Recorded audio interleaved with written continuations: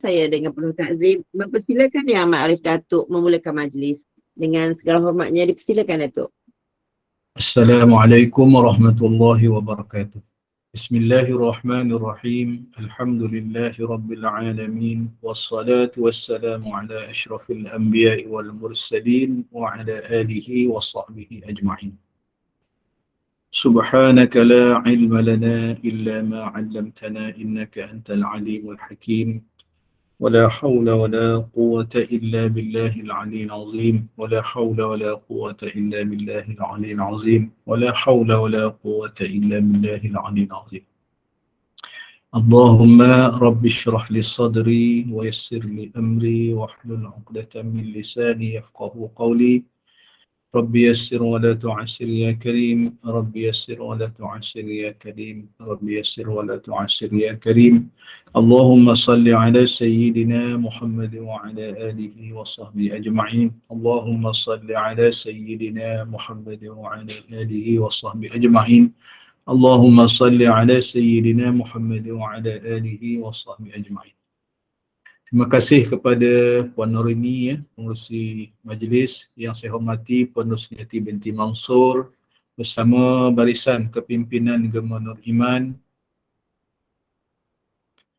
hadirin hadirat yang dirahmati dan dikasihi sekalian. Syukur Alhamdulillah malam ini menyambung kembali kuliah kita berkaitan dengan hak-hak wanita dalam Undang-Undang Keluarga Islam di Malaysia. Dan kita masih lagi membicarakan bab fasah, fasah nikah, yang ini bercerai melalui fasah. Kenapa ada peruntukan undang-undang dan hukum syarak berkaitan dengan fasah ini? Ini sebagai salah satu jalan keluar, jalan keluar bagi pihak-pihak yang teraniaya lah, terutamanya pihak isteri lah, yang teraniaya dalam perkahwinan disebabkan banyak faktor. Saya dah kongsikan dari segi undang-undangnya, sama ada faktor berkaitan dengan nafkah, sama ada nafkah zahir ataupun nafkah batin, sama ada suami ghaib ataupun hilang, suami dipenjara, suami mengidap penyakit berbahaya, dan lain-lain, dan lain perkara lagi yang membolehkan fasah. Dulu ni sebahagian daripada masyarakat kita, terutama para wanita lah, yang tidak begitu memahami undang-undang keluarga Islam di Malaysia ini, hukum syarak berkaitan dengan perceraian, yang menunggu bertahun-tahun, ada yang menunggu sehingga puluhan tahun. Kenapa tak bercerai? Sebab pada anggapan mereka, hanya suami saja yang layak melafazkan cerai. Memang betul lah, hanya suami saja yang layak melafazkan cerai, untuk memutuskan ikatan perkahwinan. Tetapi untuk memutuskan ikatan perkahwinan ataupun untuk membubarkan sesuatu perkahwinan itu bukan hanya dengan jalan suami lafaz cerai. Ada banyak lagi jalan lain yang boleh dibuat melalui proses mahkamah. Salah satunya termasuklah tuntutan fasah oleh pihak isteri. Jadi ini satu alternatif lah yang diberi oleh undang-undang dan juga hukum syarak bagi membela nasib wanita terutamanya. Saya ingat saya pernah cerita dulu kan, beberapa kes termasuk bagaimana wanita yang dianiaya yang begitu lama sehingga dah kurus kering, bertahun-tahun lamanya, barulah nak tuntut fasah di mahkamah. Jadi sebab itu perkongsian kita dalam program ini saya kira lah, saya kira sangat mustahak untuk hadirin hadirat memahami peruntukan undang-undang dan hukum syarak yang ada di negara kita ini, dan kita bolehlah kongsikan pada ahli keluarga kita, kawan-kawan kita, insya-Allah. Sebab saya kira ramai di luar sana yang masih lagi tidak berapa tahulah, tak ambil, sama ada tak mahu ambil tahu ataupun memang tak ada pengetahuan langsung, berkaitan dengan tuntutan-tuntutan yang boleh dibuat di mahkamah syariah. Jadi hadirin-hadirin sekalian, pada malam ini kita masuk berkaitan, saya nak kongsikan beberapa kes kes-kes yang bagaimana yang telah diputuskan oleh mahkamah-mahkamah syariah terdahulu, sama ada sejak daripada zaman mahkamah qadi lagi sampailah apabila mahkamah qadi telah bertukar kepada mahkamah syariah. Jadi semua sebab-sebab ataupun sebahagian besar daripada sebab-sebab yang membolehkan fasakh yang saya telah bahas dalam kuliah yang lepas, ini kita akan tengok aplikasi dia dalam kes-kes yang akan saya kongsikan pada malam ini. Saya mulakan dengan satu kes di Kedah, iaitu kes Abdul Aziz lawan Cik Pah. Ini tahun 1987. 1987 ni masih lagi mahkamah qadi, belum bertukar lagi jadi mahkamah syariah. Saya kira tak salah lah saya sebutkan nama-nama kes ini yang terlibat dalam kes ini, sebab dia dah jadi terbuka bila dibicara di mahkamah syariah dan dilaporkan dalam jurnal hukum. Dia bukan lagi menjadi sulit dan sebagainya. Kita boleh share lah. Saya mohon maaf lah kalau maknanya jika nama-nama dalam kes yang saya akan kongsikan nanti mungkin ada di kalangan saudara mara kita dan sebagainya. Tak ada tujuan lain, tujuan kita adalah untuk sama-sama mengulang kaji, berkongsi pengetahuan berkaitan dengan tuntutan fasakh ini sendiri di mahkamah syariah. Jadi dalam kes di Kedah ini, itu pihak isteri menuntut fasakh kerana papa suaminya. Apa maksud papa? Maknanya suami dia susah lah, tak mampu nak bagi nafkah. Jadi qadi berpendapat oleh sebab suami tidak ada saksi yang tepat untuk menunjukkan yang ia tidak apa-apa dan memberi sara hidup dan tuntutan tidak taat, maka mahkamah meminta persetujuan suami supaya tuntutan bersumpah yamin al-istizhar. Dan selepas tuntutan telah bersumpah demikian, mahkamah dapati sabitlah suami itu orang yang papa harta dan dapati tuntutan itu di dalam taat. Tuntutan ni maknanya pihak isteri lah yang menuntut di dalam taat dan tidak pernah mendapat apa-apa sara nafkah. Oleh itu mahkamah memberi tempoh selama 3 hari. Selepas tempoh 3 hari itu, isteri memberi keterangan kepada suaminya tidak juga memberinya nafkah, akan tetapi suaminya kata dia telah pergi ke rumah isterinya untuk mengajaknya balik, akan tetapi mendapati isterinya tiada di rumah. Oleh kerana suami itu tidak mempunyai saksi yang tetap, maka mahkamah telah meminta persetujuan supaya isteri bersumpah. Bersumpah. Sumpah takmilah namanya ni, sumpah tambahan. Sumpah untuk menyempurnakan keterangan. Dan suami bersetuju. Selepas isteri bersumpah seperti yang dikehendaki, mahkamah telah menghukumkan terfasahlah nikah isteri itu. Kemudian pihak suami tadi merayu ke mahkamah rayun syariah tetapi telah ditolak. Ini kes di Kedah ni, iaitu isteri menuntut fasakh sebab suami tidak beri nafkah. Suami dah jadi susah, apa, tak beri nafkah.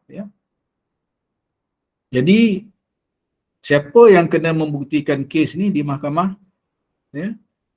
Al-bayyinatu 'alal mudda'i wal yaminu 'ala man ankara. Ini hadis Nabi.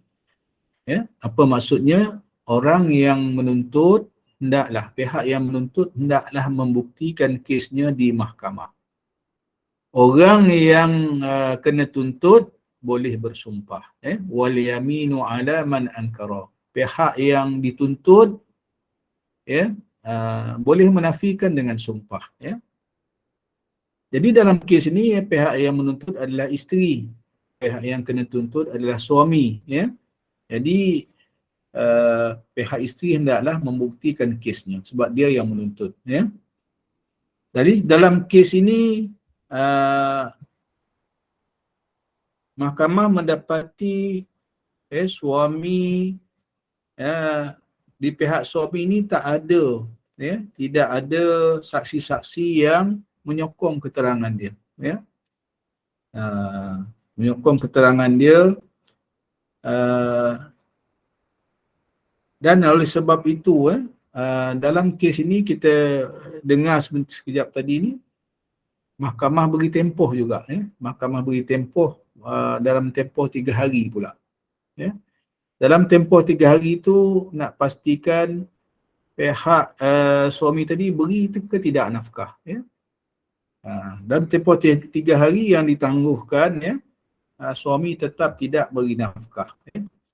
Saya kira dalam kes ini, ya, sebab apa sumpah diguna pakai dalam kes ini, ada kemungkinan bahawa keterangan kedua belah pihak ni tak berapa kuat, ya. Mula-mula suruh suami sumpah, ya, kan? Mula-mula mahkamah dapati tadi kan, mahkamah meminta persetujuan suami supaya tuntutan bersumpah yamin al-istizhar, yamin al-istizhar, ya.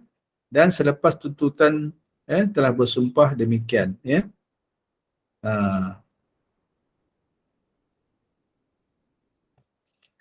Mahkamah dapati sabitlah suami itu orang yang papa. Ini untuk sabitkan, ya. Jadi dia begini, ya. Dalam kes di mahkamah tadi ni, ini disebut yamin istizhar, ya. Nak sabitkan suami tadi papa, ya. Asalnya pihak isteri kena membuktikan kesnya di mahkamah, ya. Jadi oleh kerana ada kemungkinan pihak isteri tidak mempunyai saksi yang cukup, ya. Saksi yang cukup. Di pihak suami pun tak ada saksi yang cukup, ya. Jadi kes ni tak kuat sebenarnya. Bila kes tak kuat, ya, sepatutnya di segi peruntukan undang-undangnya pihak suami boleh memohon sumpah untuk nafi, ya. Sumpah untuk nafikan yang dakwaan isteri tadi bahawa dia papa, dia boleh nafikan di mahkamah, dia boleh angkat sumpah, ya. Tetapi biasanya di mahkamah, hakim akan mengingatkan sumpah ni tak boleh buat main-main, ya. Sebab sumpah ini adalah sumpah dengan nama Allah, ya. Walaupun sumpah nafi tadi tu, ya, sumpah dengan nama Allah, wal yaminu ala man ankara tadi, hadis Nabi tadi. Pihak yang kena tuntut boleh menafikan dengan sumpah, tapi sumpah dengan nama Allah. Wallahi wabillahi watallahi. Jadi dalam kes ni pihak suami tak bersumpah dan dia pun tak ada cukup saksi. Bila pihak suami tak bersumpah, ya, dia buat tuntutan supaya isteri tadi bersumpah istizhar. Apa maksud sumpah istizhar? Sumpah istizhar ini untuk menzahirkan, untuk menguatkan, nak mensabitkan yang suami tadi adalah papa. Siapa yang kena bersumpah ni? Isteri lah, ya. Isteri yang kena bersumpah untuk sabitkan, ya, bahawa suami tadi adalah papa, ya. Sebab pada mungkin dalam kes ni keterangan isteri tak berapa kuat, ya. Jadi bila isteri lafaz yamin istizhar, ya, maka mahkamah sabitkan suami itu orang yang papa, ya. Dah sabit orang yang papa, okey, tak cukup harta. Tetapi dalam kes ni yang menarik pada saya lah, hakim tak putuskan terus. Dia bagi pula tempoh 3 hari. 3 hari lagi, ya. Memberi muhlah selama 3 hari. Memberi tempoh selama 3 hari untuk beri peluang balik lagi, ya. Jika suami tadi boleh bagi balik, ya, pada isterinya nafkah, ya. Jadi selepas 3 hari balik ke mahkamah, balik ke mahkamah, isteri kata suami tetap tak beri nafkah. Bila suami tetap tak beri nafkah, maka mahkamah sebelum memutuskan kes ini minta isteri tadi yamin sekali lagi, bersumpah sekali lagi, dipanggil yamin tambahan. Dalam istilah undang-undang keterangan syariah dipanggil yamin takmilah. Yamin untuk menambah, menguatkan, menyempurnakan keterangan pihak isteri tadi ni. Jadi bila bersumpah demikian, barulah mahkamah selepas itu mensabitkan, memfasah tuntutan pihak isteri dan memfasahkan pernikahan. Memfasahkan pernikahan isteri tadi daripada suami dia. Kemudian rayuan dibuat ke mahkamah, rayuan tetapi telah ditolak. Ini kes di Kedah. Itu kes yang pertama. Saya ingat jelas ya. Ini sebab maknanya yang jelasnya di sini maknanya mahkamah sabitkan tuntutan fasah isteri disebabkan suami tadi apa dan tidak layak ataupun tidak mampu menunaikan tanggungjawab nafkah kepada isteri. Kemudian kita tengok kes yang kedua. Kes yang kedua. Kes di Kedah juga, Sa'diah lawan Ahmad. Tahun yang lebih lama lagi, tahun 72. Ini zaman Mahkamah Qadi juga. Isteri telah menuntut nafkah sara hidup selama 6 bulan pada kadar RM3 sehari. Orang-orang lama dalam grup ni kalau tahun 70-an, RM3 sehari tu maknanya mungkin nafkah harian cukup lah kot untuk sehari tu. Ingat waktu tu tahun 75 saya pergi sekolah rendah. Waktu tu saya belanja satu hari pun 10 sen ataupun 20 sen di sekolah. Ini tahun 70-an. Isteri ni menuntut nafkah sara hidup selama 6 bulan pada kadar RM3 sehari. Suaminya di dalam keterangannya mengatakan bahawa mereka buat kerja bendang berkongsi dan mereka dapat hasil padi dan dia tidak ingat dia ingat dia tidak perlu beri sara nafkah sebab sama-sama kerja tadi. Ni anggapan suami lah. Ini dah bercara di Mahkamah Qadi. Jadi bila suami tadi tak beri nafkah, isteri tuntut fasah. Qadi, Mahkamah Qadi ataupun hakim Mahkamah Rendah lah ni, Qadi ni telah menolak tuntutan fasah isteri tadi, dan isteri merayu kepada Mahkamah Rayuan Syariah. Mahkamah rayuan waktu itulah. Dalam keputusannya, Mahkamah Rayuan itu telah berkata, menurut pengakuan kedua-dua pihak, Mahkamah berpendapat isteri masih taat kepada suami. Oleh itu, maka sara nafkah wajib dibayar oleh suami kepada isteri. Tetapi menurut pengakuan suami bahawa ia tiada kerja dan tiada harta sendiri yang boleh mengeluarkan perolehan untuk membayar sara nafkah itu, dan tuntutan tidak nafi, itu pihak isteri tidak menafikan pengakuan suami tadi. Maka Mahkamah Rayuan berpendapat adalah suami tadi telah jatuh papa, dia tak beri nafkah tadi. Tidak berdaya lagi untuk memberi nafkah kepada isteri. Oleh demikian, Mahkamah membuat keputusan menurut hukum syarak, tuntutan pihak isteri boleh memilih di antara dua. Ini cadangan Mahkamah Rayuan kepada pihak isteri yang mohon fasah tadi, yang merayu tadi. Yang pertama, bersabar sehingga pihak suami mendapat kerja tetap yang boleh memberi hasil untuk bayar nafkah. Yang kedua, menuntut fasah kepada pihak yang berkenaan jika pihak isteri tadi tidak mahu bersabar. Jadi hadirin dan sekalian, dalam kes ni bukan kes fasah sebenarnya. Asalnya tuntut nafkah. Isteri tadi tuntut nafkah tertunggak 6 bulan. Dah 6 bulan suami tak bagi nafkah. Isteri tadi tuntut nafkah berapa banyak? RM3 sehari. Kadar nafkah waktu itulah, ya, mungkin ni kawasan luar bandar lah ni, ya, di Kedah ni, ya, buat padi, buat bendang, ya. Jadi di peringkat Mahkamah Qadi, tuntutan nafkah isteri tadi ditolak, ya, ditolak oleh pihak Mahkamah Qadi. Kemudian isteri merayu ke Mahkamah Rayuan, ya, tak dapat nafkah tadi ni, dia merayu ke Mahkamah Rayuan. Jadi Mahkamah Rayuan bila Mahkamah Rayuan bersidang, Mahkamah Rayuan mendapati pihak suami tadi ni tak ada kerja tetap, ya, buat bendang sama-sama tu je, dari kerja lain tak ada. Nak bagi nafkah RM3 satu hari tadi ni tak mampu, ya. Bila tak mampu, Mahkamah Rayuan sabitkan suami tadi ni adalah mu'sir ataupun dalam istilah hukum fiqh dia, maknanya orang susah lah, ya.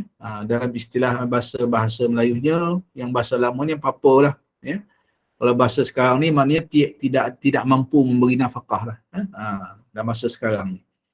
Jadi bila sabit musir tadi ni, maknanya tak berdaya lah nak beri nafkah, tak ada kemampuan untuk beri nafkah pada isteri. Mahkamah Rayuan bagi dua cadangan, ya, kepada pihak isteri. Sama ada yang pertama bersabar sehingga pihak suami ni dapat kerja tetap dan boleh bagi nafkah, atau yang kedua membuat tuntutan fasah, ya, di Mahkamah Qadi, ya, kepada pihak suami kalau tak bersabar, ya. Jadi ini cadangan Mahkamah Rayuan, ya, di waktu itu, ya, berdasarkan hukum fiqh yang disebut dalam kitab, ya, Sunan Al-Matalib bin Syarqi Rawdi Al-Matalib, yang bermaksud bagi seorang isteri kepada seorang suami yang tidak mampu memberi nafkahnya, dia mempunyai hak fasah ke atas perkahwinannya. Ini hukum syarak. Maknanya bila suami dah tak mampu nak bagi nafkah, isteri punya hak, ya, untuk memutuskan ikatan perkahwinan itu melalui fasah, ya. Dan ringkasan dari susunan asal bagi kitab ini tadi, bahawa jika isteri memilih untuk bersabar, ia boleh bersabar. Ini selaras dengan cadangan Mahkamah Rayuan tadi. Ini yang berdasarkan hukum syarak, ya.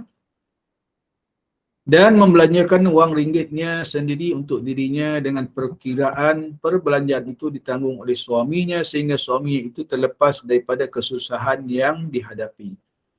Jadi, maknanya dalam kitab ni menyebutkan bila isteri itu dah tak mampu nak bagi nafkah, ya, ada dua pilihan tadi. Yang pilihan yang pertama menurut kitab ni kata, kalau isteri itu mampu bersabar dan isteri ni mengeluarkan perbelanjaan sendiri untuk diri dia sendiri, ya, mana isteri tadi ada pendapatan lah, tetapi tanggungan itu sebenarnya ditanggung oleh suami, dikira balik. Maknanya dalam tempoh suami tak mampu bagi nafkah tu, bila isteri mengeluarkan duitnya sendiri, ya, untuk menyara hidup dia, dikira hutang tu, ya, dikira hutang, ya, sehingga suami tadi ada kemampuan dia boleh kena bayar balik. Ini maksud kitab ni, ya. Dia begitu, ya. Ini kalau tadi tak jadi minta fasah lah, isteri tadi bersabar, ya, abang carilah kerja, ya, tak apa sekarang saya keluar duit saya sendiri, ya. Kalau maknanya isteri tadi tak redha dia keluarkan duit dia sendiri, tu maknanya jadi hutang lah. Ini menurut kitab ni tadi ni, ya. Jadi nanti bila suami itu dapat kerja, dia kena bayar balik, ya. Dan jika sekiranya ia, iaitu isteri, memilih fasah, maka ia berhak membuat demikian. Atau pilihan yang kedua, dia mohon fasah kalau dia tak sabar tadi, ya. Ini kes yang berkait dengan suami papa ataupun suami tidak mampu untuk memberi nafkah kepada isteri, ya. Ini nafkah makan minum, ya. Nafkah zahir, ya. Makan minum, tempat tinggal, pakaian, tu, ya, yang tiga tu. Kemudian kita pindah pada kes lain, ya, kes di Perak, ya. Masyitah lawan Husin. Ini kes tahun 79. Pihak isteri membuat tuntutan fasah nikah, ya. Berkahwin pada Januari 1974, tetapi suaminya telah meninggalkan dia sejak daripada Ogos, ya. Maknanya 8 bulan je, 7-8 bulan je kahwin, ya. Lepas tu suami meninggalkan dia. Suami tidak memberi nafkah dan tidak mempunyai harta, ya. Dalam lingkungan 60 batu sekeliling kawasan mahkamah. Nanti saya terangkan sebab apa mahkamah kira 60 batu ni. Ya. Kadi mengarahkan iklan dibuat di surat khabar dan meminta isteri bersumpah al-istizhar, ya. Sumpah untuk menguatkan keterangan isteri tadi, ya. Mahkamah memutuskan isteri diizinkan memfasahkan nikahnya dari suaminya, ya. Jadi dalam kes ni suami tak balik, ya. Nikah bulan 1, bulan 8 suami ruyub, tak balik-balik, ya. Dan yang menarik dalam kes ni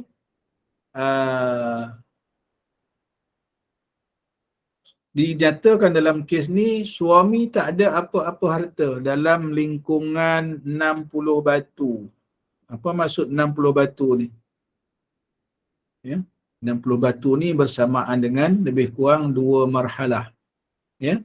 Dikira-kiraan 2 marhalah tu diguna pakai oleh qadi waktu zaman itu nak tengok dalam lingkungan 2 marhalah ni ada tak harta suami. Itu maksudnya lebih kurang itulah, ya. Menarik juga kes ni, ya. Jadi bila dapati tak ada tu barulah qadi, sebab kalau ada dalam tempoh dalam lingkungan 2 marhalah tu, qadi waktu tu dia maknanya mungkin dia punya bidang kuasa dia tu dalam tempoh dalam lingkungan 60 batu tu dalam bidang kuasa dia. Kalau ada harta suami dia waktu itu dalam lingkungan 60 batu tadi tu, qadi boleh perintah sita jual harta suami tadi ni untuk beri nafkah pada isteri tadi, boleh, ya, dalam lingkungan kekuasaan dia, ya. Tapi tak ada. Bila tak ada, ya, mahkamah ataupun qadi arah buat iklan di surat khabar. Ini yang biasa kita tengoklah, ya. Iklan dalam surat khabar kecil, iklan tu kan, ya. Sama cerai taklik ataupun cerai fasah, ya. Ada diiklankan, ya, supaya suami tadi hadir untuk menjawab tuntutan isteri di mahkamah. Ya, hadir ke tak hadir, mahkamah boleh buat keputusan. Tetapi sebelum mahkamah, ya, bila diiklankan suami tetap tak hadir, boleh tak mahkamah buat keputusan? Boleh, dengan syarat, ya, dengan syarat isteri tadi, ya, mengangkat sumpah. Ini sumpah istizhar. Kenapa kena sumpah? Dia begini, ya, dengan keadaan suami tadi tak hadir, ya. Sumpah yang asal milik siapa? Milik siapa? Sumpah yang asal wal yaminu ala man ankara, iaitu pihak yang kena tuntut. Pihak yang kena tuntut siapa? Suami. Dalam peruntukan undang-undang berkaitan dengan sumpah ini, ya, hukum syarak berkaitan dengan sumpah tadi ni, pemakaian sumpah di mahkamah syariah. Sumpah nafi ni asalnya milik pihak yang kena tuntut, pihak suamilah dalam kes ni. Tetapi dia tak hadir. Bila tak hadir maknanya seolah-olah dari segi hukum syaraknya, bila tak hadir maknanya dia dalam istilah syaraknya nukul anil yamin, ya. Dia maknanya tak mau bersumpah. Seolah begitu, dianggapkan begitu, ya, sebab dia tak hadir.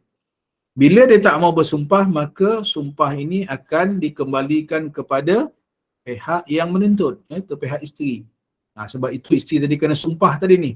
Hakim tak boleh buat keputusan kalau, ya, isteri tadi tak bersumpah, ya. Jadi dalam kes ni sebab itu selepas diiklankan tadi suami tetap tak hadir, maka mahkamah qadi arahkan, ya, supaya isteri tadi bersumpah istizhar. Bila sumpah istizhar, barulah mahkamah boleh memfasahkan pernikahan. Ini kes dalam kes suami tak hadir ya.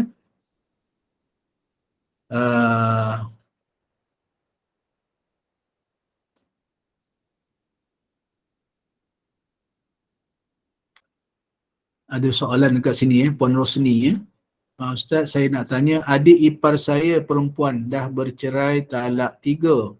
Sekarang anak-anak dengan adik ipar saya.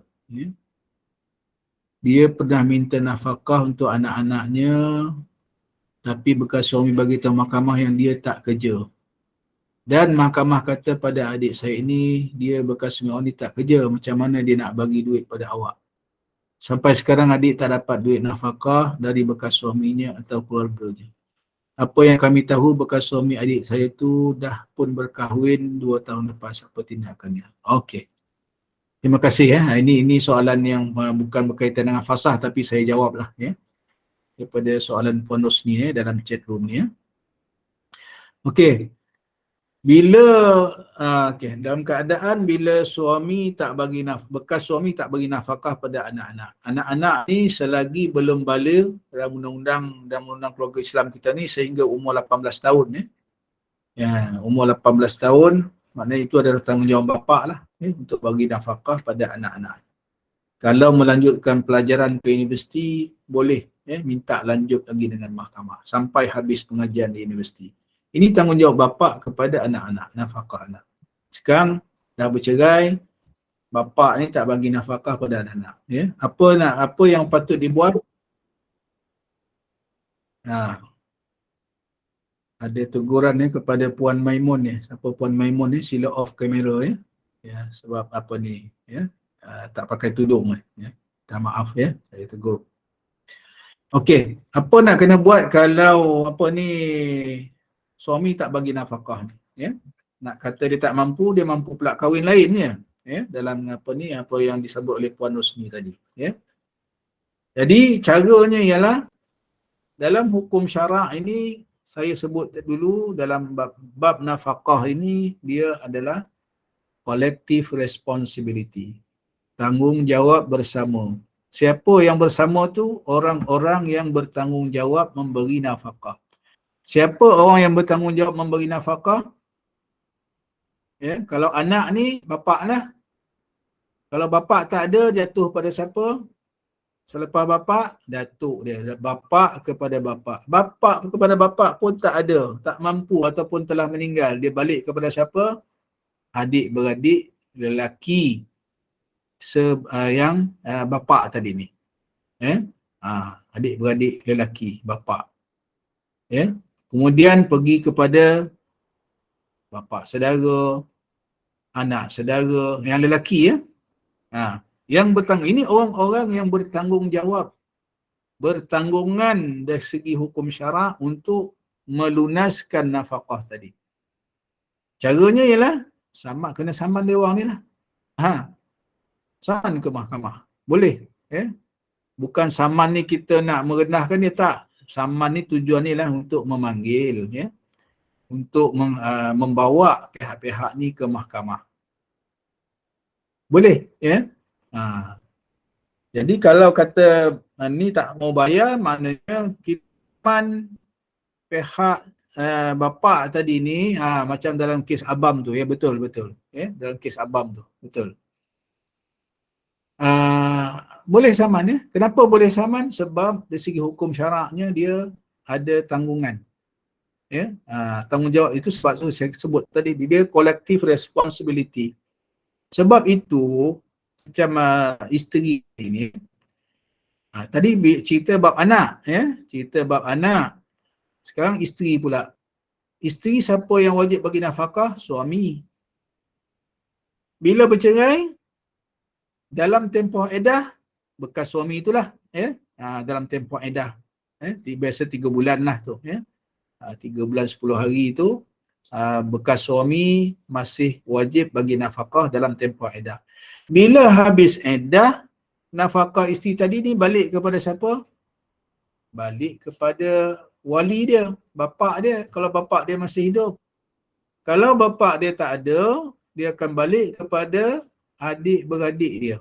Ya. Adik-beradik isteri tadi ni. Ya. Kemudian dia pergi bapa saudara dia ataupun anak saudara dia. Ini semua orang-orang yang bertanggungan. Yang ni wali dia tu, ya.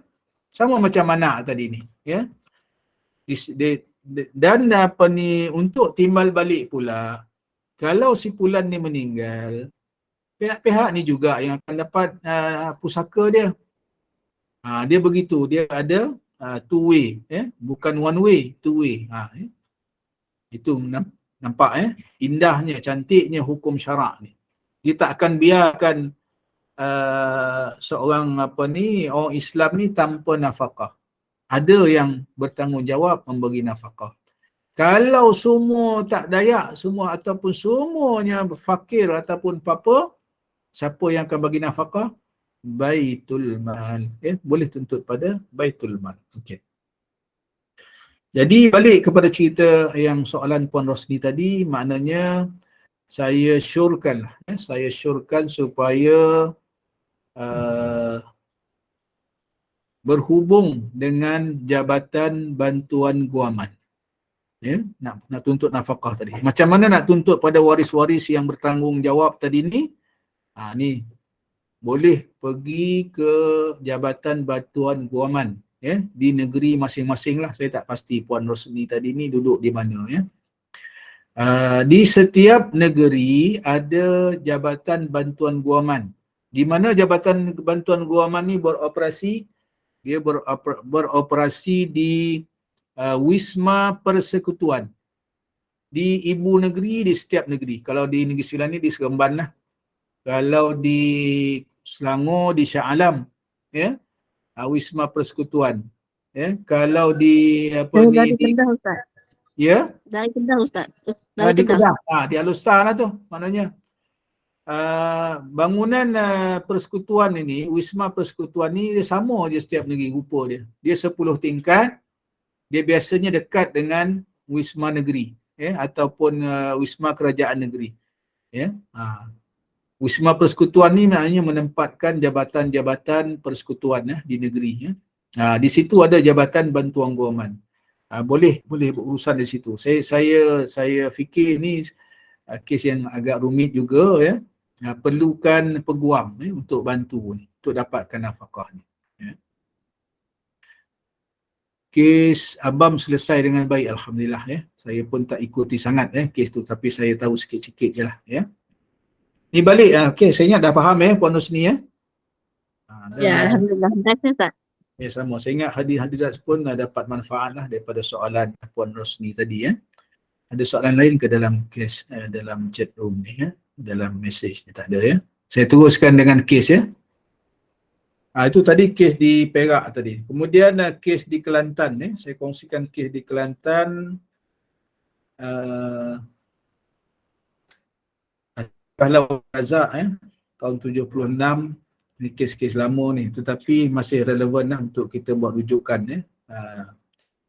Di mana pihak isteri tadi membuat tuntutan fasah, berkahwin dengan pihak suami ni di Kemboja pada tahun 1965, kemudian mereka tinggal bersama 7 tahun sehingga 1972. 1972 suami telah ditangkap oleh komunis, dan semenjak itu tidak pernah berjumpa. Kemudian isteri tadi ni balik ke Malaysia 1975.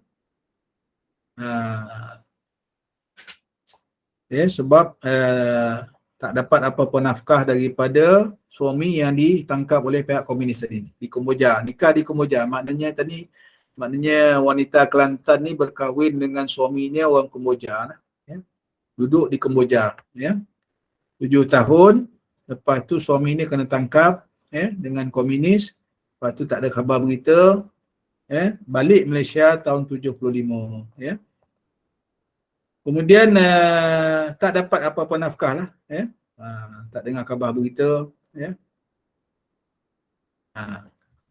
Jadi bila tak dapat khabar berita, isteri tadi mohon fasah di Mahkamah Qadi Kelantan, tempat asal.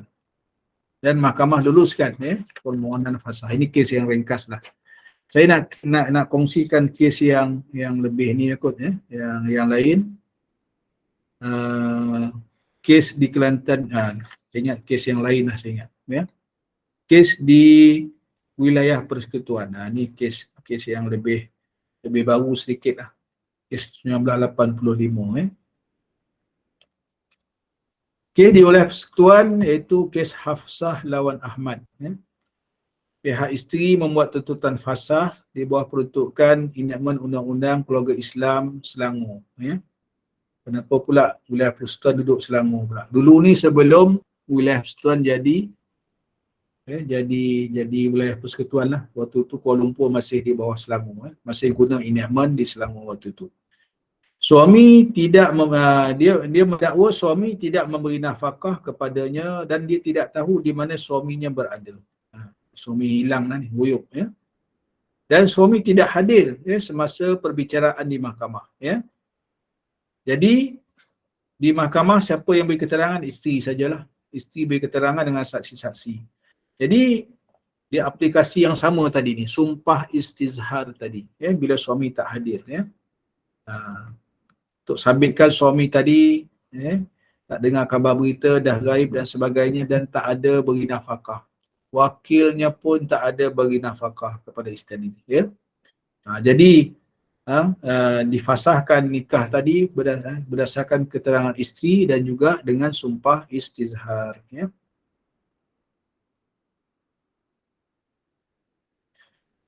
Kemudian yang nafkah berkaitan dengan nafkah 3 bulan Saya dah terangkan dalam kuliah yang lepas, bila suami tak beri nafkah 3 bulan atau lebih, maka isteri layak tuntut nafkah. Ini adalah kes saya nak kongsikan. Kes dia wilayah Persekutuan juga kes Siti Rohani lawan Muhammad Sazali. Tahun 1991 kes ni. Isteri menuntut fasah atas alasan suami tidak memberinya nafkah untuk masa lebih daripada 3 bulan.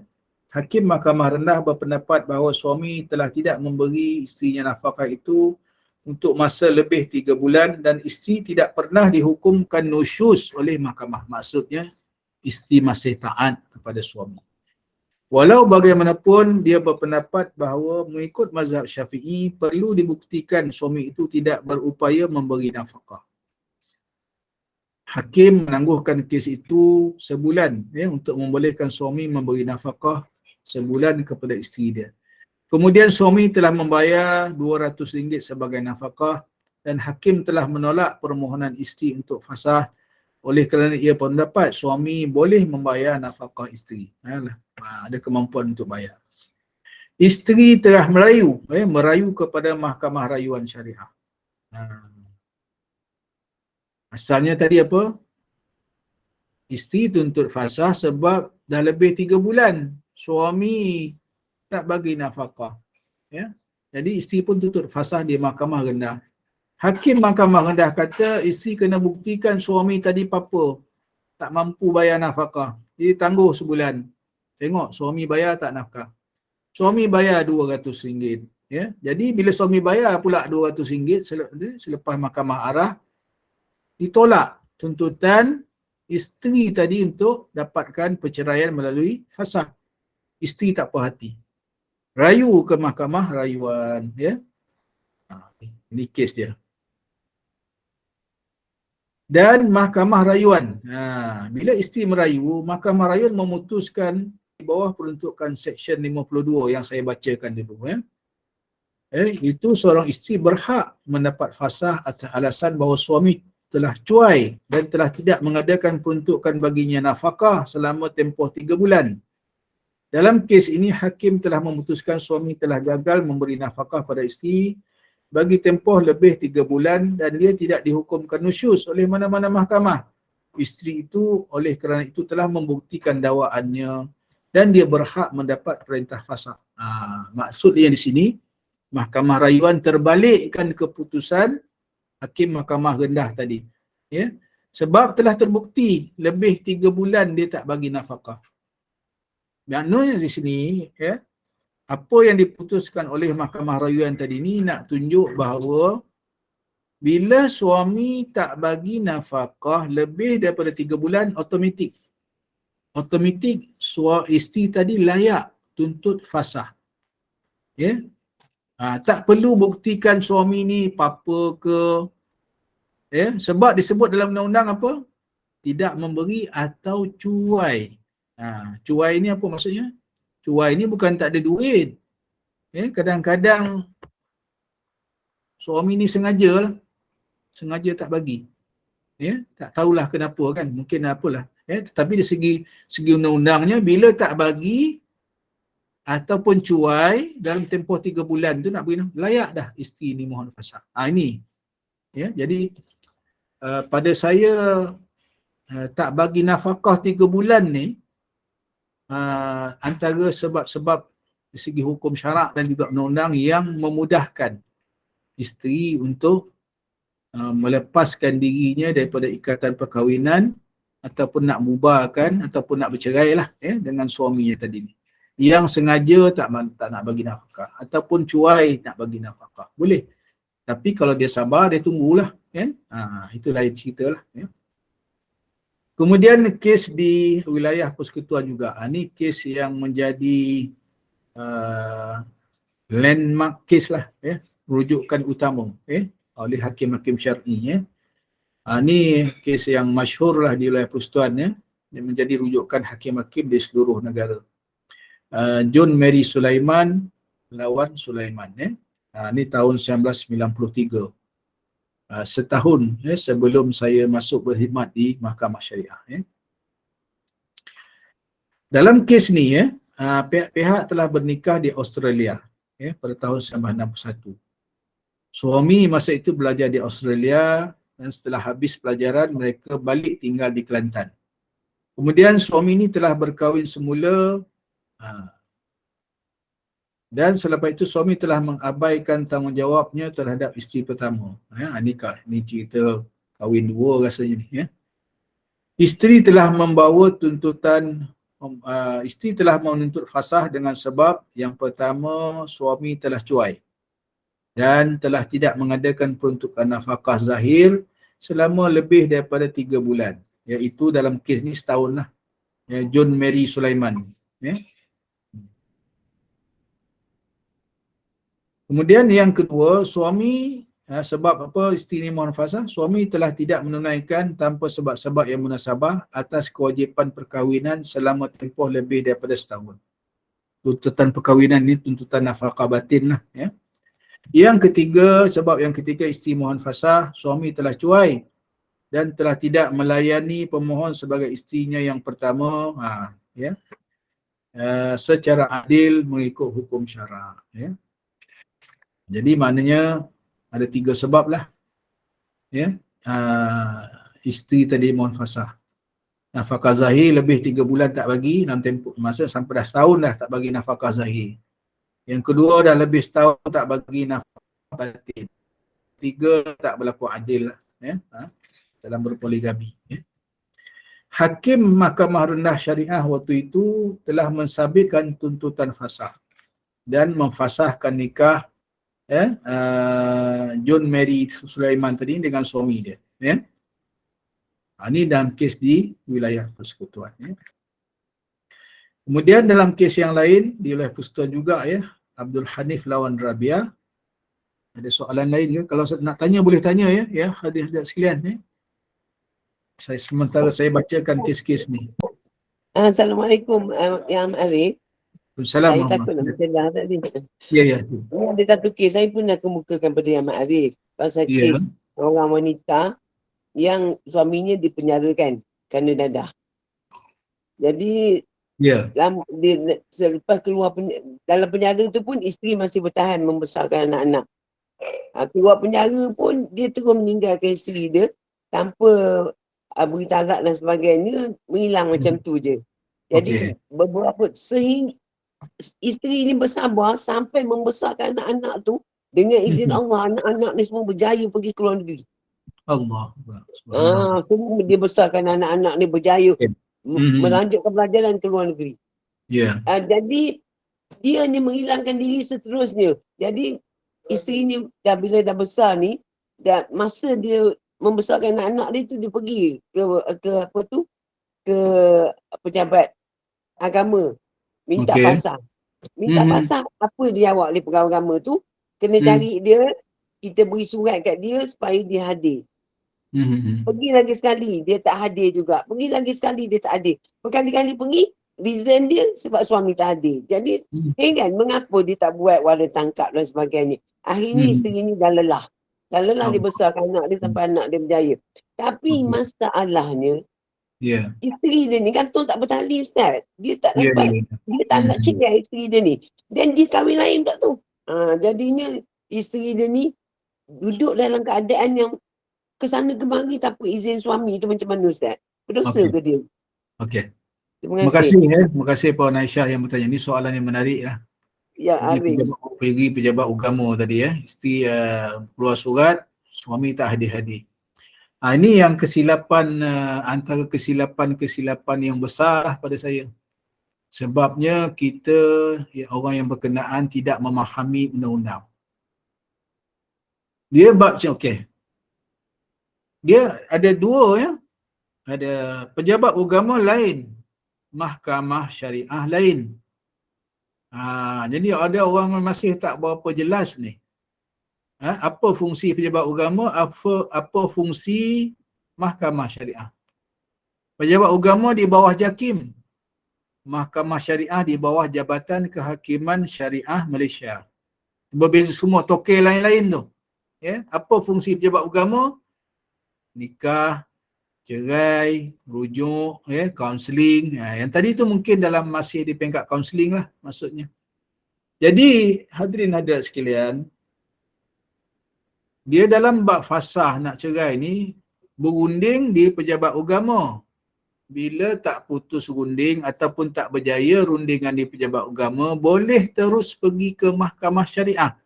Daftar kes. Disilapnya di sinilah. Sebab pejabat agama tak ada kuasa untuk memanggil suami. Tak ada kuasa. Boleh keluar surat sahaja. Yang ada kuasa memanggil suami siapa? Mahkamah.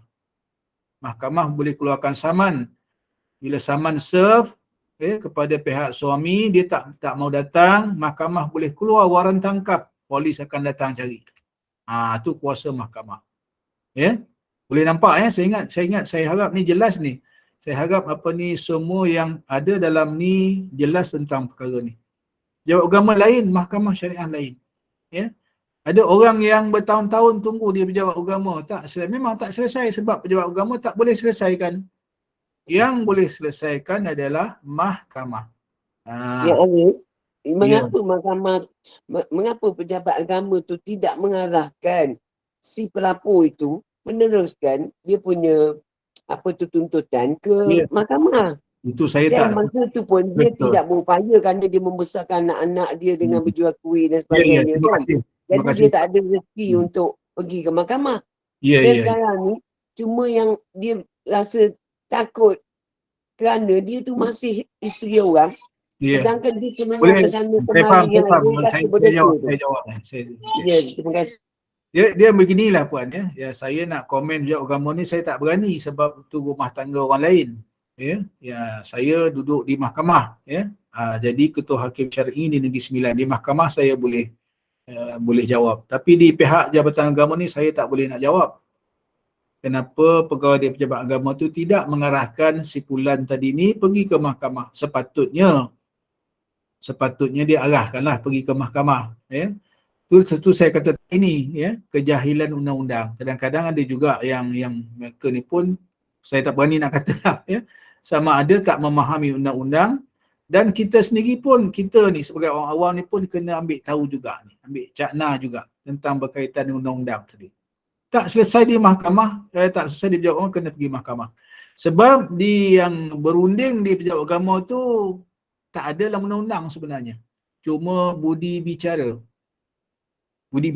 Yang ada dalam undang-undang adalah di mahkamah. File kes di mahkamah. Jadi tentang kenapa pejabat agama tu tak arah pergi mahkamah, itu saya mohon maaf, saya tak boleh nak komen lah. Nanti itu campur hal rumah tangga orang lain pula. Saya mohon maaf. Saya pun berasa simpati lah dengan kes sahabat apapun kenalan Puan Wan Aisyah ni. soalan itu. Sebab tu saya kalau boleh lah hadirin sekalian yang ada dalam ni, bila dalam keadaan macam ni kita tak boleh biarkan sebenarnya. Yang pertama kita nak tahu, kita kena tahu kat mana nak mengadu. Sama ada terus pergi mahkamah atau yang saya sebut tadi ni, Jabatan Bantuan Guaman. Ini agensi kerajaan. Jabatan Bantuan Guaman ni dulu dia beri nasihat undang-undang secara percuma saja. Dulu sebelum pindaan, saya ingat berapa tahun, ada 5 tahun, 5-6 tahun sebelum ni lah dipinda, nasihat undang-undang RM10 saja. Bayar RM10 untuk dapat nasihat undang-undang. Tetapi ini agensi kerajaan yang ni lah, yang saya ingat bayarannya rendah lah berbanding dengan peguam swasta lah yang boleh membantu Kemudian kalau di Negeri Sembilan satu lagi, kalau Negeri Sembilan boleh pergi ke Majlis Agama Islam. Ada pegawai kaunseling bertauliah. Dia pun boleh bantu. Boleh bantu dan kalau kata mungkin tak mampu dan sebagainya, mungkin Baitul Mal pun boleh tolong. Kalau di wilayah persekutuan, Baitul Mal boleh tolong orang-orang yang tak mampu ni untuk dana, sedikit dana lah untuk bantuan pergi ke mahkamah, duit makan, duit tambang dan sebagainya untuk pergi ke mahkamah, untuk urusan di mahkamah Dan ada satu lagi agensi yang saya ingat yang lain lah iaitu di Badan Guaman Sivil pun ada bantuan undang-undang. BSK, bahagian sokong keluarga ni khusus berkaitan dengan nafkah. BSK pun boleh bantu, insya-Allah boleh bantu. Khususnya dalam tuntutan tunggakan nafkah, muta'ah dan sebagainya, boleh, insya-Allah boleh. Kalau di Negeri Sembilan ada satu lagi yang dipanggil Ansar. Ansar ni satu bantuan guaman percuma yang diberi kepada orang-orang yang tak mampu.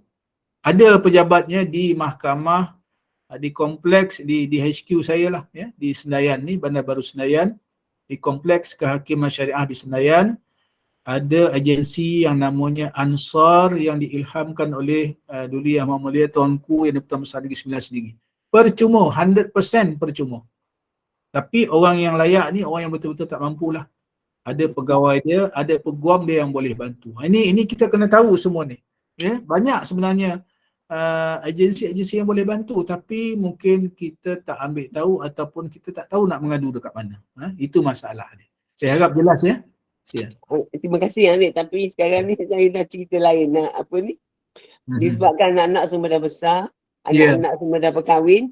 Jadi ceritanya kalau keluar tangkap leman semua, nanti suami jatuh hukum masuk penjara, anak-anak ni jadi malu kan. Disebabkan tak mahu merasa malu dan sebagainya. Tak lah. Lenyaplah cerita tu. Tapi masalah sekarang dia takut duduk dalam keadaan dia seorang isteri.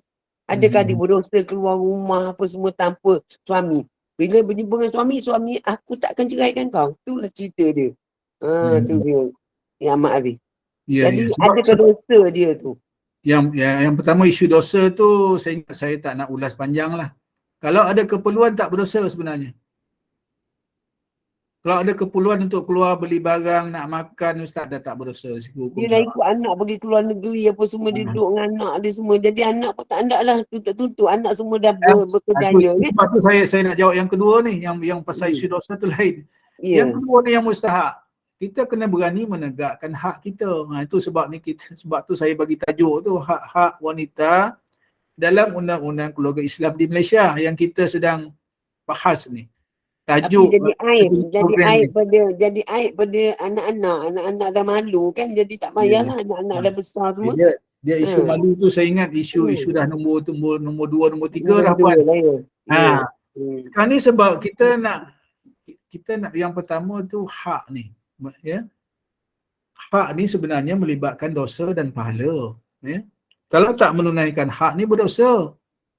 Tak menunaikan hak nafkah, tak menunaikan hak sebagai seorang ayah, sebagai seorang isteri, berdosa segi hukum syaraknya. Ini yang kita nak tekankan sebenarnya. Bukan hanya segi undang-undang saja. Yang ni yang saya nak tekankan sebenarnya. Jadi untuk mengajar masyarakat ni, mendidik masyarakat ni, kita kena tegakkan hak ni. Kena berani ke depan. Oleh sebab anak-anak dah besar, biarlah, redha je. Ini yang jadi masalah sebenarnya. Sebab kita tak dapat mendidik masyarakat ni. Cuba kita buat sekali tengok. Betul lah, dia kata suami tadi, aku tak akan ceraikan kau. Kita tunjuk pada dia pula balik, bukan kau saja yang boleh ceraikan. Mahkamah pun boleh ceraikan. Mahkamah pun boleh bubarkan perkahwinan. Supaya nanti insya-Allah boleh jadi tauladan kepada orang lain.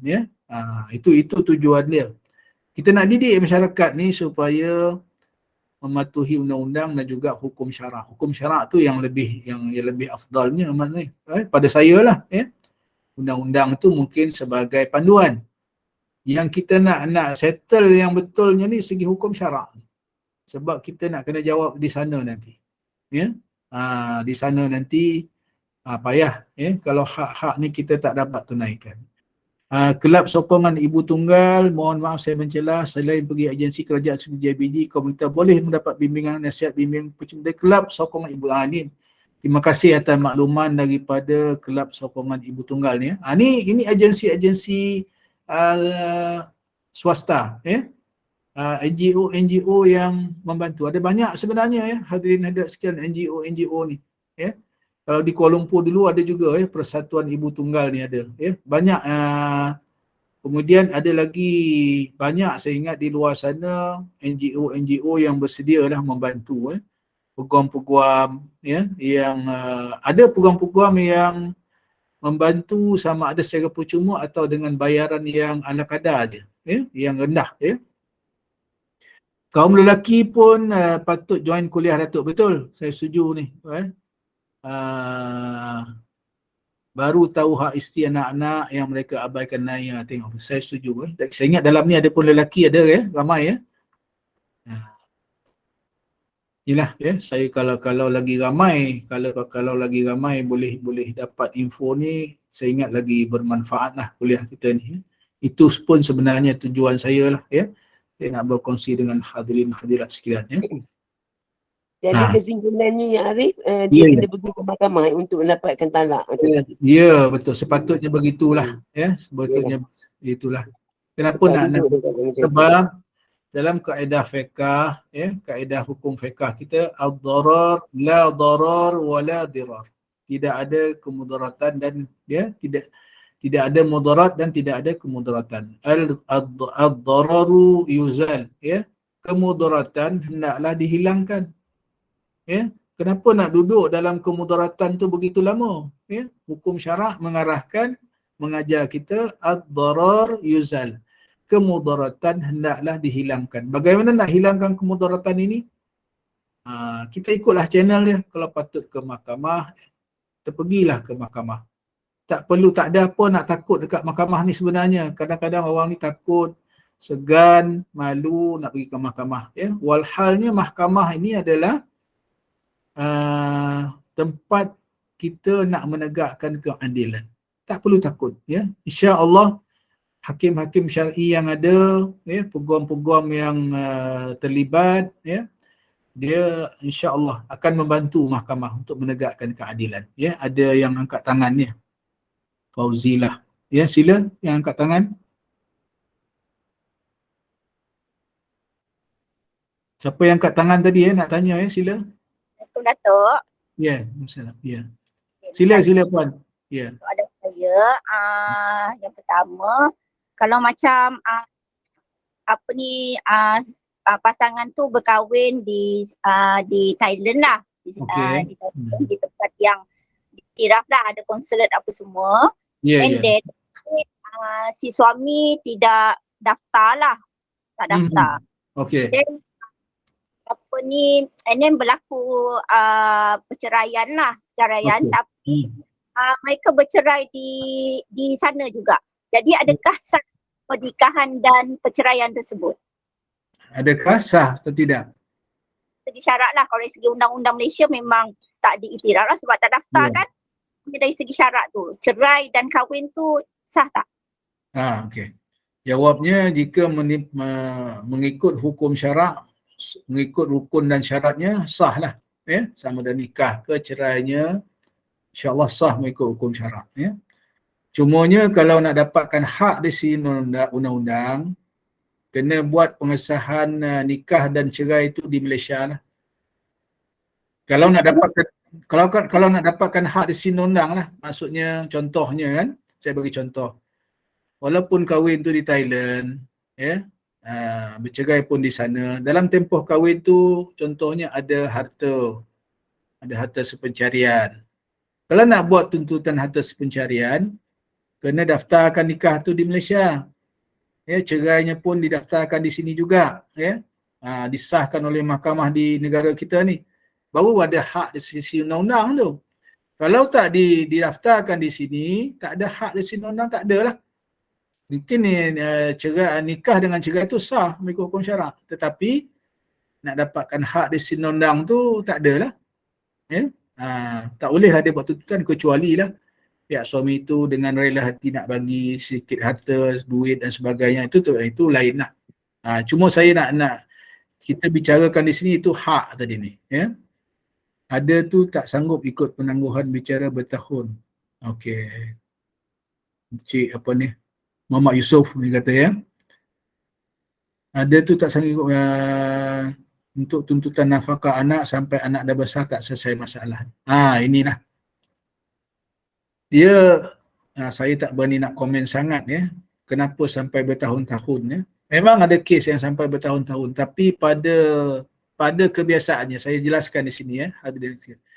Kalau setakat nafkah anak, nafkah isteri, muta'ah, pada kebiasaannya tak sampai 6 bulan selesai. Kalau ada persetujuan bersama, lagi mudah. Hari yang sama selesai.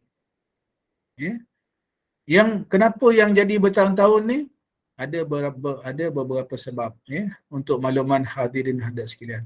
Kenapa bertahun-tahun tak selesai-selesai ni? Tuntut nafkah anak je. Yang pertama, sebab dia ialah banyak kali penangguhan sebab dua-dua pakai peguam. Itu, ya. Kenapa dua-dua pakai peguam ni jadi panjang? Sebab kadang-kadang peguam sebelah isteri lapang masanya, peguam sebelah satu lagi tak lapang, jadi tangguhan tu jadi panjang. Ya. Nak tangguh bicara tu jadi panjang. Kemudian ada lagi sebab-sebab yang lain, kerjasama. Ya. Kerjasama ni maknanya tak sepakat lah. Ya. Tak sepakat antara pihak. Bila di mahkamah ni biasanya nak berlawan dia. Ya. Nak berlawan. Tak setuju panjang. Terlalu banyak bantahan dalam berbicara. Jadi panjang kes tu. Kemudian tukar pula peguam. Tak setuju dengan peguam, tukar pula peguam. Tangguh lagi. Ini cerita yang jadi panjang ni.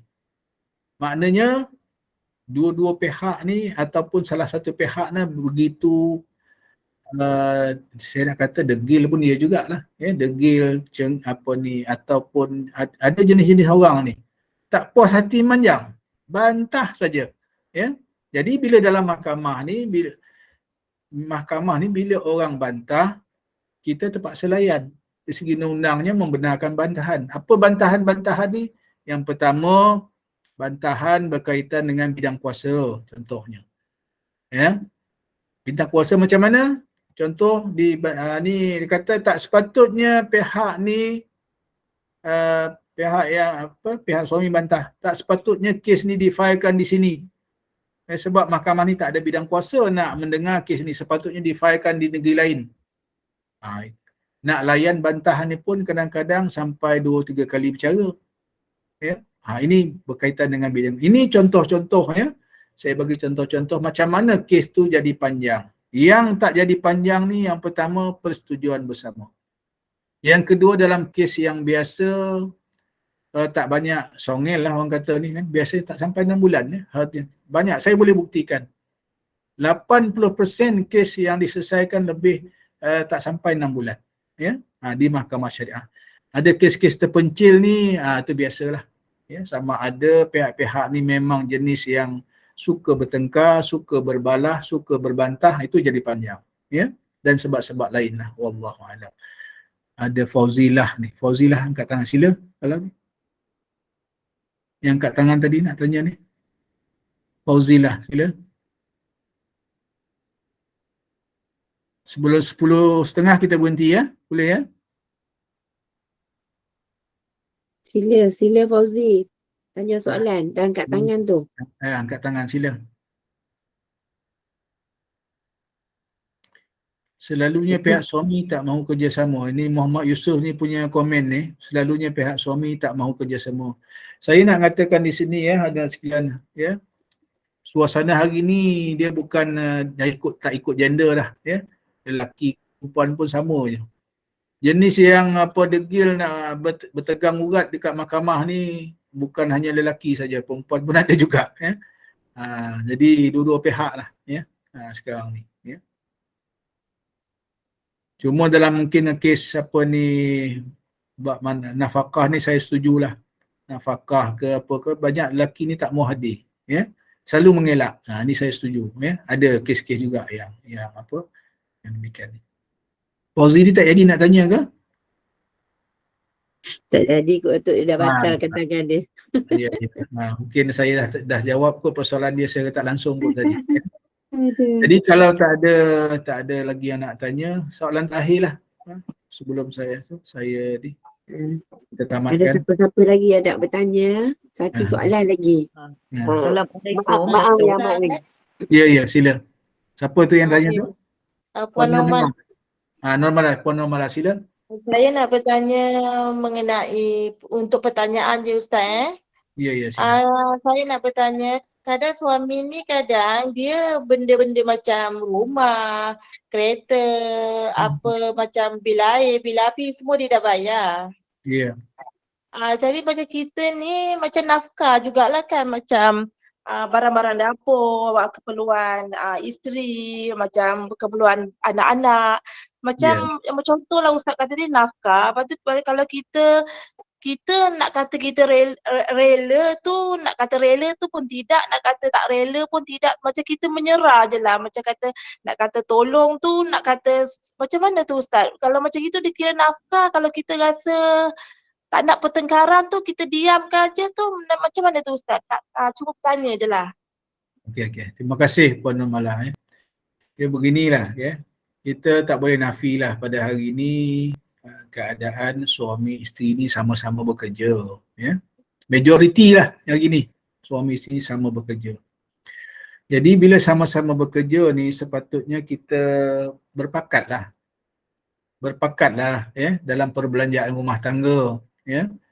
Suami yang patut dan munasabah, suami sepatutnya menyumbang lebih besar pada isteri. Dari segi hukum syaraknya pun begitu ya. Dari segi amalan kita yang kita panggil adat kita orang di sini di Malaysia ni, suamilah yang menanggung majoritinya ya. Tetapi sebab sekarang ni dah jadi budayanya dua-dua bekerja dan kita pun dah terima dah dua-dua yang menyumbang pada rumah tangga.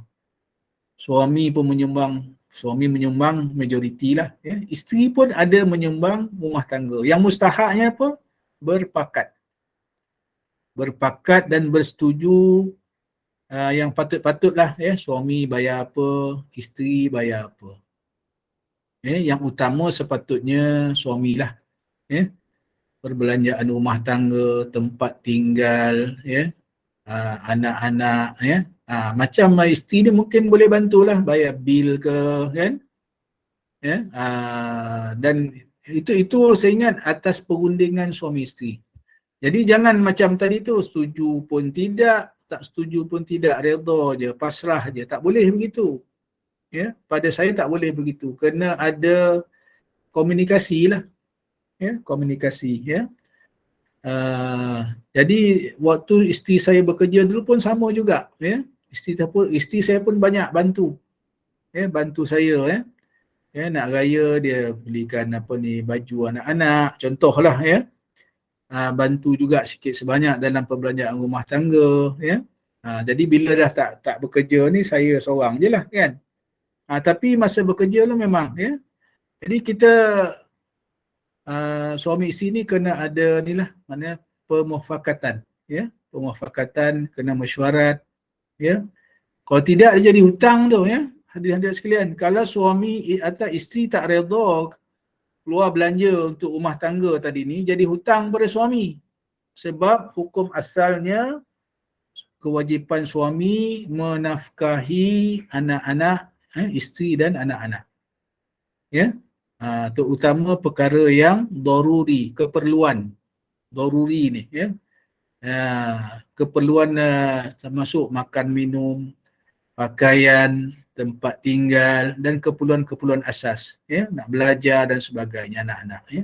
Ini keperluan asas wajib ditanggung oleh pihak suami ataupun bapa tadi ni. Kalau isteri yang keluar duit, dia tak redha, jadi hutang. Ya, ingat, ya, jadi hutang. Isteri boleh tuntut, ya. Kalau isteri tak halalkan, ya. Dulu ni sebab masa isteri saya bekerja ni, saya selalu juga cakap dengan isteri saya, minta halal, ya. Minta halal dengan isteri, ya. Jadi ini caranya lah, ya. Jadi saya ingat sedikit panduan lah, ya, yang saya harap boleh kita aplikasikan. Apa bezanya tuntutan cerai secara fasah dengan cerai hakam? Oh, hakam ni, okey. Hakam ni kita dah lepas dah ni perbicaraan mengenai hakam. Hakam ni, hadirin, saya ulang balik sikit lah. Fasah ni mahkamah yang membubarkan perkahwinan. Mahkamah yang hakim yang memfasahkan perkahwinan pihak-pihak. Hakam ni cerai melalui hakam, iaitu apabila isteri mohon cerai, suami tak mahu cerai, contohnya kan. Bila tak mahu cerai, dia akan pergi kepada jawatan kuasa pendamai yang dipengurusikan oleh pegawai agama. Lantik seorang wakil daripada pihak isteri, seorang wakil daripada pihak suami. Pengurusi dia, jawatan kuasa pendamai ini adalah pegawai agama. Digundingkan sama ada boleh berbaik ataupun tidak. Bila berunding gagal, akan pergi kepada hakam. Sebelum pergi kepada hakam, mahkamah akan sabitkan berlaku syikok ataupun tidak. Apa maksud syikok? Perseteruan suami isteri yang sukar didamaikan. Ya, perseteruan suami isteri yang sukar didamaikan itu namanya syikok. Ya, perbalahan suami isteri yang sukar didamaikan, ya. Jadi bila mahkamah sabitkan syikok, maka akan dilantik wakil. Hakam lelaki, hakam bagi pihak suami dan hakam bagi pihak wanita. Berunding juga. Berunding dan cuba hakam lelaki kena dapatkan persetujuan daripada isteri suami tadi ni sehingga boleh melafazkan cerai, ya. Ini beza dengan fasah tadi. Fasah mahkamah yang menjatuhkan cerai, tetapi dalam bab hakam tadi ni hakam bagi pihak suami tadi ni boleh melafazkan cerai.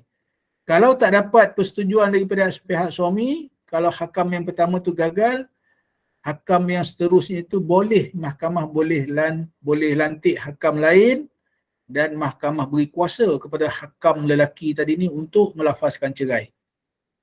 Sehingga bolehlah ni. Jadi dia akan endingnya di situ, ya. Maknanya hakam lelaki lah yang akan melafazkan cerai, ya, bagi kes yang pergi kepada hakam, ya. Fasah, mahkamah yang memfasahkan, mahkamah yang menceraikan pihak-pihak, ya. Ada lafaz dia, ya. Ada lafaz dia. Jadi saya ingat saya dah menjawab dah kot, ya, persoalan-persoalan tadi itu. Saya kira dah lebih 10.30 dah. Saya ingat saya mohon berhenti di sini dululah, ya. Besok pun nak bekerja. Atas salah silap saya yang baik daripada Allah Subhanahu Wa Taala, segala kelemahan dan kekurangan daripada diri saya sendiri saya mohon maaf. Aqulu qawli hadza astaghfirullah li wa lakum. Wassalamualaikum warahmatullahi wabarakatuh. Insya-Allah kita jumpa lagi. Sila. Ya.